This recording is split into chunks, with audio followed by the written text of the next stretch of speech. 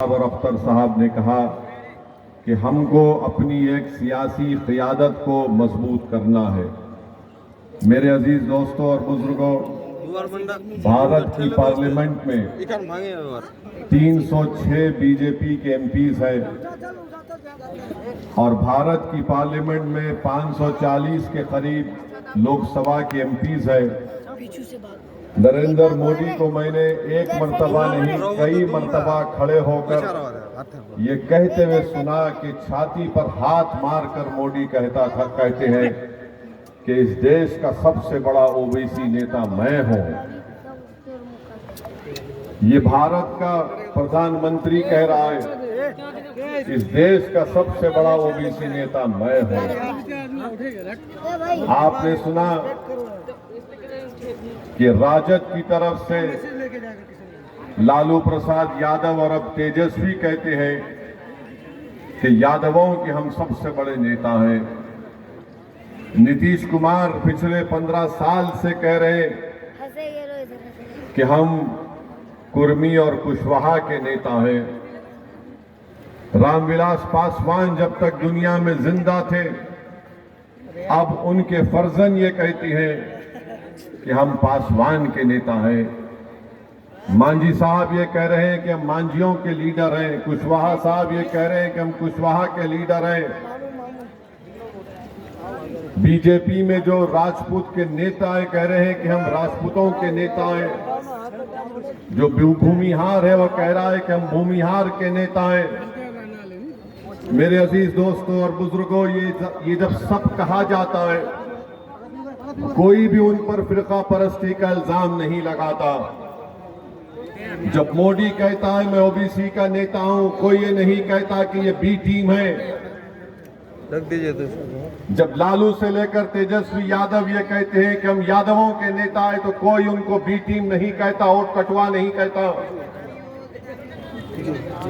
जब ये तमाम नेता जिनके नाम मैंने आपके सामने रखे, ये सब ये कहते हैं कि हम अपनी अपनी बिरादरी के समुदाय के नेता हैं, तो कोई उन पर इल्जाम नहीं लगाता बी टीम है। और जब असदुद्दीन ओवैसी खड़े होकर कहता है कि मैं सीमांचल की जमीन पर बसने वाले गरीब और मजलूमों की इंसाफ की लड़ाई मजलिस इत्तेहादुल मुस्लिमीन लड़ेगी। अख्तरुल ईमान और आफ्ताब साहब यहां पर एक क़ियादत बनाएंगे, हम चुनाव लड़ेंगे, तो सब मिलकर कहते हैं कि देखो ये वोट काटने के लिए आ रहा है।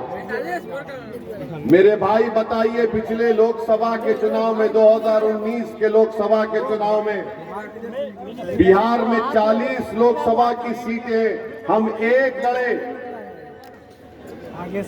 तब भी नहीं कामयाब हुए और मां बाकी तमाम सीट पर एनडीए बीजेपी नीतीश कुमार जीत गए।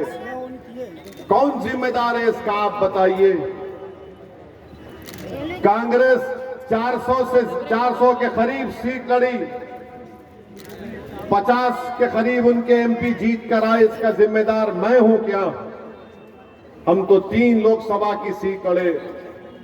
हैदराबाद की आवाम को सलाम, जिन्होंने हमको कामयाब किया मजलिस इत्तेहादुल मुस्लिमीन को। औरंगाबाद की आवाम को सलाम, जिसने 21 साल के शिवसेना के एमपी को हराकर इम्तियाज जलील को कामयाब किया। मैं 3 लोकसभा की सीट लड़ता हूं और सारे के सारे मिलकर मुझे गाली देते हैं, इल्जाम लगाते हैं मुझ पर। मेरे अजीज दोस्तों और बुजुर्गों, याद रखो, भारत की राजनीति में अगर आपको नाइंसाफी खत्म करना है, इंसाफ को हासिल करना है, अपने हक को हासिल करना है, तो जिस तरह आज आप इस स्वतंत्रता की सरजमीन पर हजारों की तादाद में जमा हुए, याद रखिए, अगर आप 26 तारीख को पूरा किशनगंज एक होकर अख्तरुल ईमान को कामयाब करेगा, तो अख्तरुल ईमान की इनफरादी या जात की कामयाबी नहीं होगी, वो आपकी कामयाबी होगी, आपकी फिक्र की कामयाबी होगी और सीमांचल की कामयाबी होगी। ये काम आपको करना है।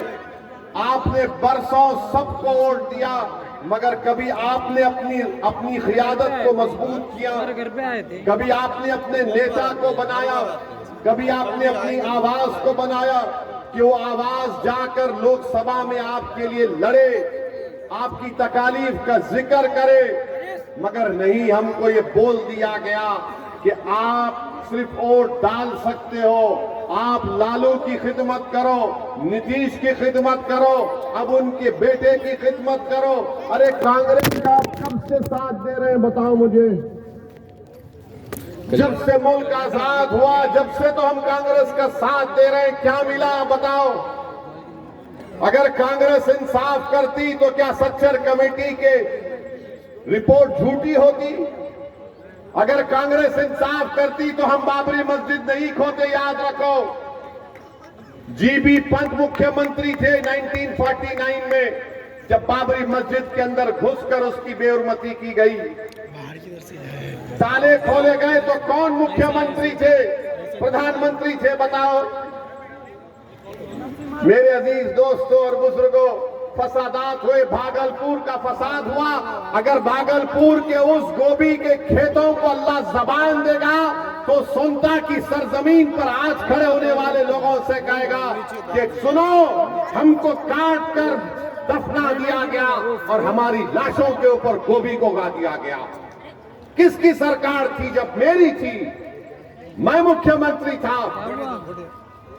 आज आपको बता रहा हूं कि आज अगर ये समझ रहे हैं कि ये अंधेरा खत्म हो जाएगा फिरका परस्ती का, नहीं मेरे भाई, ये रात बड़ी लंबी रहने वाली है, ये रात बड़ी लंबी रहने वाली है।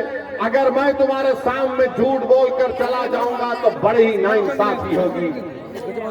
इस रात को अगर हमको खत्म करना है, इस अंधेरे में अगर उजाला करना है, एक ही चीज कर सकती है पूरे भारत में। मैं पूरे भारत के मुस्लिम अक़लियत की बात कर रहा हूं। अगर तुम इस फिरका परस्ती के अंधेरे में रोशनी चाहते हो, अगर तुम ये मुस्लिम नफरत को खत्म करना चाहते हो, अगर तुम अपनी इबादत गाहों की हिफाजत करना चाहते हो, अगर तुम सामाजिक न्याय चाहते हो, तो याद रखो, कोई पार्टी नहीं करेगी। तुमको शमा जलाना पड़ेगा और वो शमा तुमको अपने खून पसीने से जलाना पड़ेगा। और इत्तेहाद की निशानी पर अगर तुम शमा जलाओगे, ये अंधेरा छटना शुरू हो जाएगा।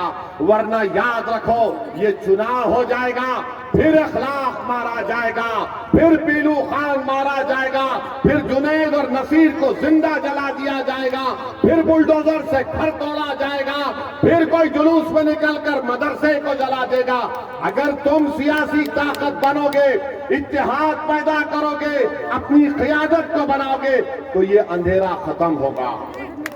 ये अंधेरा उसी वक्त खत्म होगा मेरे इज्जतदार माँ और बहनों। मैं आपको पूरी जिम्मेदारी के साथ आपके सामने अर्ज कर रहा हूं, वरना यही हम किसी के पैर का फुटबॉल बने हैं। कभी कांग्रेस, तो कभी राजद, तो कभी नीतीश कुमार। अरे बताओ फिर हमारी तकालीफ, हमारे हुकूक का कैसे हासिल होंगे? मेरे अजीज दोस्तों और बुजुर्गों, मैं कल नरेंद्र मोदी का भाषण सुना और भाषण में नरेंद्र मोदी ने धमकी दी भारत के मुसलमानों को। क्या कहा भारत के प्रधानमंत्री ने? कि हम बच्चे ज्यादा पैदा करते हैं, हम घुसपैठी हैं। नरेंद्र मोदी ने कहा कि दौलत लेकर हमको बांट दी जाएगी। मोदी ने कहा, हमारी हिंदू बहनों को मोदी ने झूठ कहा कि तुम्हारा मंगलसूत्र छीन लिया जाएगा। नरेंद्र मोदी, तुम दुनिया के सबसे बड़े झूठे हो। तुम जब चीफ मिनिस्टर थे गुजरात के, तो बिल्किस बानो की अस्मत रेजी किसने की? नरेंद्र मोदी बताओ। हमारी बेटी बिल्किस बानो हामिला है, 3 साल की बेटी उसके साथ है, उसकी मां है, रिश्तेदार है। घर के पड़ोसियों ने बिल्किस बानो की इज्जत लूटी। बिल्किस बानो अपने घर के पड़ोस में जो दुकान थी, उस दुकान से बिल्किस बानो ने चूड़ियां खरीदी। जिसने हमारी बेटी को चूड़ियां बेचा, उसने बिल्किस बानो की अस्मत रेजी की। 3 साल की बेटी को कत्ल कर दिया। अरे नरेंद्र मोदी बताओ किसकी दौलत लूटी गई? मेरी बेटी की, मेरी बहन की दौलत लूटी गई थी। आप मुख्यमंत्री थे, उसको इंसाफ गुजरात में नहीं महाराष्ट्र में मिला, जेल को गए ये जालिम लोग, और नरेंद्र मोदी की सरकार ने उनको रिमिशन पर छोड़ दिया। बताओ नरेंद्र मोदी किसकी दौलत छीनी गई थी? किसकी दौलत छीनी गई थी? एहसान जाफरी को जिंदा काट कर जला दिया गया। नरेंद्र मोदी आप भूल गए, यही एहसान जाफरी ने आपको कई फोन किए थे, साबिका रुकने पार्लिमान, मगर एहसान जाफरी को जिंदा जला दिया गया। आज भी उसकी बेवा जकिया जाफरी इंसाफ के लिए पुकारती है, कोई पूछने वाला नहीं है। भारत के वजीर आजम 133 करोड़ जनता के वजीर आजम जो कहते हैं, झूठ कहते हैं सबका साथ सबका विकास, मगर कल का भाषण नरेंद्र मोदी का ऐसा नजर आ रहा था कि हिटलर बोल रहा है, भारत का वजीर आजम नहीं बोल रहा है। और आपको याद दिला रहा हूं, मैंने पार्लियामेंट में फरवरी में जो पार्लियामेंट का सेशन हुआ था, मेरी तकरीर को उठाकर देख लो। मैंने अपनी तकरीर में कहा था कि आज भारत का मुसलमान 1930 के यहूदियों की तरह जर्मनी में जो यहूदी थे अपने आप को समझता है। और यहूदियों में जब हिटलर ने यहूदियों को गैस के चैम्बर में डालकर मार दिया, ऐसे ही नहीं डाला, पहले हिटलर ने तकरीर करना शुरू कर दिए यहूदियों के खिलाफ। यही तरह इस तरह तकरीर कर रहे नरेंद्र मोदी। नरेंद्र मोदी आप प्रधानमंत्री हैं, इस देश के प्रधानमंत्री, आपको जेब नहीं देता कि आप भारत की इतनी बड़ी आबादी के ताल्लुक से इस तरह की बकवास करें। किसकी दौलत लूटी हमारे, बताओ मेरे भाई। हकीकत बता रहा हूं तुमको, भारत के मुसलमानों की सुनो, जिसको अंग्रेजी में एक लफ्ज है इंटरजेनरेशनल मोबिलिटी कहते हैं। अगर मेरा दादा 100 रुपये कमा रहा था तो उसका पोता 110 रुपये कमाना चाहिए। हमारे हिंदू भाइयों के पोते अपने दादा से बढ़कर कमा रहे हैं, यादवों के बेटा बेटी अपने दादा से बढ़कर कमा रहे हैं, ठाकुरों के, राजपूतों के, भूमिहार के, आदिवासियों के, हर समाज के, सिखों के, ईसाइयों के पोते अपने दादा से बढ़कर कमा रहे। अगर कोई अपने दादा से कम पैसे कमा रहा है तो मुसलमान है वो। और नरेंद्र मोदी बोलते हैं कि दौलत हमको दी जाएगी। कितना झूठ कह रहा है भारत का प्रधानमंत्री अगर इस तरह की बात वजीर आजम करते हैं। अरे आप देश के वजीर आजम हैं, आप किसी चौपाल के नेता नहीं हैं। आप सबके वजीर आजम की बात करना चाहिए था। और बोलते हैं कि हम बच्चे ज्यादा पैदा करते हैं। नरेंद्र मोदी क्या आपके 6 भाई नहीं हैं? अमित शाह की 6 बहनें नहीं हैं? क्या रविशंकर प्रसाद की 7 भाई बहन नहीं हैं? मगर दिखता कौन? मुसलमान ज्यादा बच्चे पैदा कर रहे हैं। अरे झूठ बोल रहे हो तुम। तुम्हारी गवर्नमेंट का आदादोशुमार डेटा कह रहा है कि मुस्लिम हमारी बेटियों का जो फर्टिलिटी रेट है उसमें कमी आई है, मगर ये पुरानी आदत ये बच्चे पैदा कर रहे हैं, ये बच्चे पैदा कर रहे हैं। नरेंद्र मोदी जी क्यों इतना झूठ बोलते? आदादोशुमार तो देख लो तुम्हारी। और मुसलमानों को घुसपैठी कहते हैं, घुसपैठी कहते हैं। पार्लियामेंट में 10 मरतबा 10 साल में सवालात पूछे गए, बताओ कितने घुसपैठी भारत में आए? मोदी की सरकार के पास कोई जवाब नहीं था, कोई जवाब नहीं है। 10 मरतबा पूछा गया और बोलते हैं घुसपैठी आए। अरे कहां से आ रहे घुसपैठी? अरे घुसपैठी आ रहे तो मोदी तुम क्या चाय पीकर सो रहे थे? रोकना था उनको। नरेंद्र मोदी जी सुनो, घुसपैठी कहां पर है मैं तुमको बताता हूं। लद्दाख में 2000 स्क्वायर किलोमीटर पर चाइना की फौज भारत की जमीन पर कब्जा करके बैठी है। अरे मोदी तुम में दम है तो बोलो चाइना के खिलाफ। तुम कमजोरों को बदनाम करते हो, मुसलमानों को घुसपैठी कहते हो। अरे मोदी अगर ताकत है तो बोलो चीन कब्जा करके बैठा है। नहीं बोलेंगे चीन के खिलाफ, चाइना के खिलाफ बोलेंगे तो इनके पेट में दर्द शुरू हो जाएगा। मगर एक भारत का प्रधानमंत्री रहकर सबसे बड़ी अक़लियत को रुस्वा करने के लिए इस तरह का भाषण देते हैं। अफसोस होता है नरेंद्र मोदी कि तुम भारत के वजीर आजम हो। किस तरह की वाहियात बात आपने की। अरे तुम्हारा झगड़ा किसी पार्टी से झगड़ा करो, मुखालिफत करो, मगर तुम भारत के वजीर आजम हो जिसमें 17 करोड़ मुसलमान हैं। इस तरह हमको जलील और रुस्वा करेंगे कि बच्चे पैदा करते हैं। अच्छा आपको बता रहा हूं, हायर एजुकेशन में, आला तालीम में 1,80,000 मुसलमान गायब है, नहीं है। कहां चले गए मोदी? ये क्यों मुसलमान हायर एजुकेशन से चले गए बताओ? नहीं बता पाएंगे। तुमने स्कॉलरशिप के पैसे खत्म किए, क्यों खत्म किए? हज की सब्सिडी थी, तुमने निकाला, अच्छा किया, मगर उसके पैसे हमारी बच्चियों की तालीम को देना था, नहीं देते।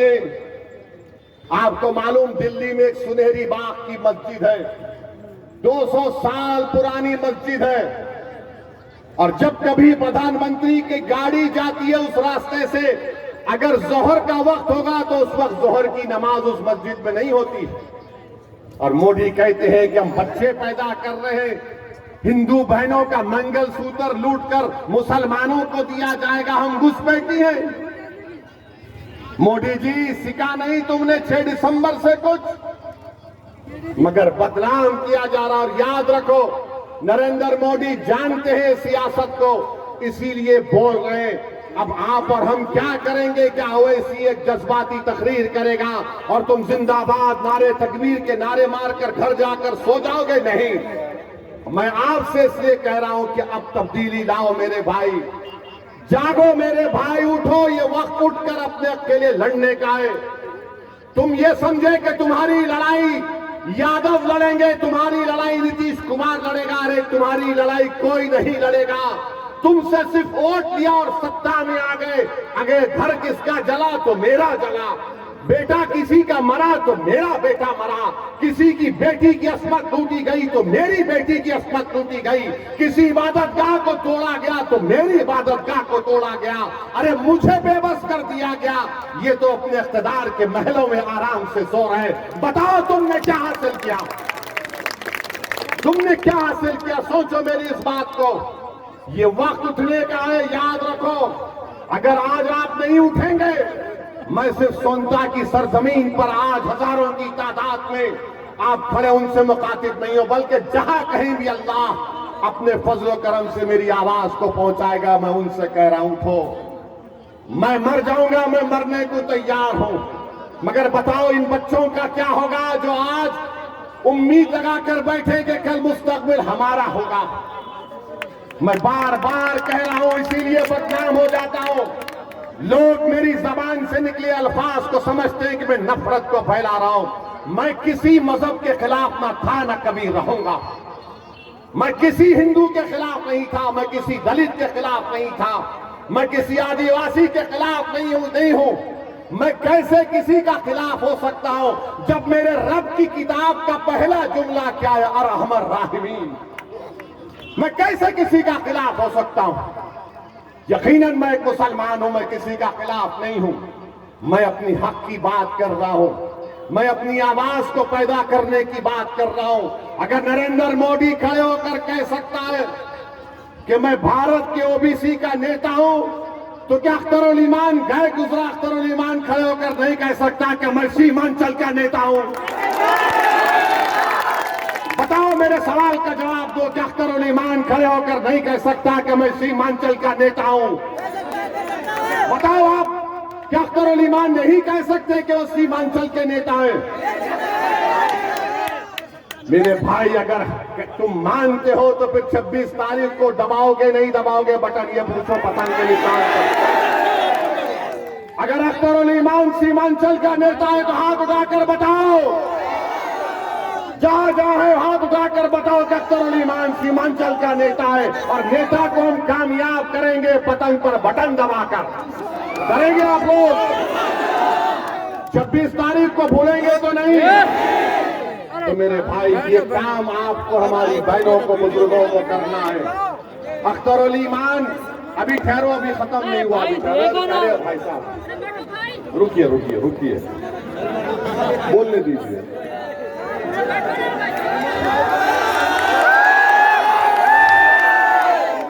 हम आपको ये बता रहे हैं, इसलिए बता रहे हैं कि याद रखिए, एक मिनट, हम आपको इसलिए बता रहे हैं कि भारत की पार्लियामेंट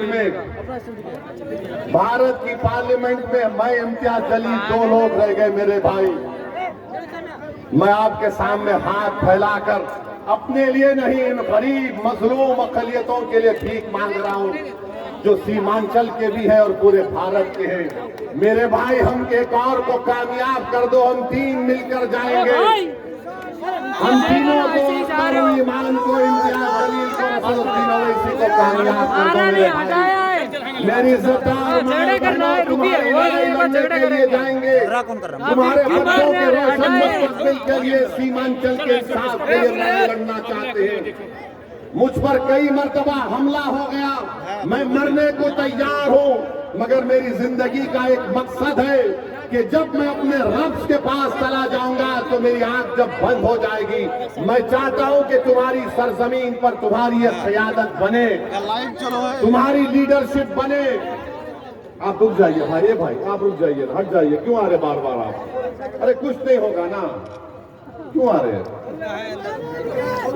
सुनिए हमारी बात, मेरे अजीज दोस्तों और बुजुर्गों, अब आप सुनिए। आपका जो यहाँ पर कांग्रेस के MP साहब हैं, वो कहते हैं कि वो 5 साल में 1.5 लाख किलोमीटर चले। जावेद साहब बोलते हैं कि 5 साल में 1.5 लाख किलोमीटर चले, यानी रोज 100 किलोमीटर चलना पड़ेगा।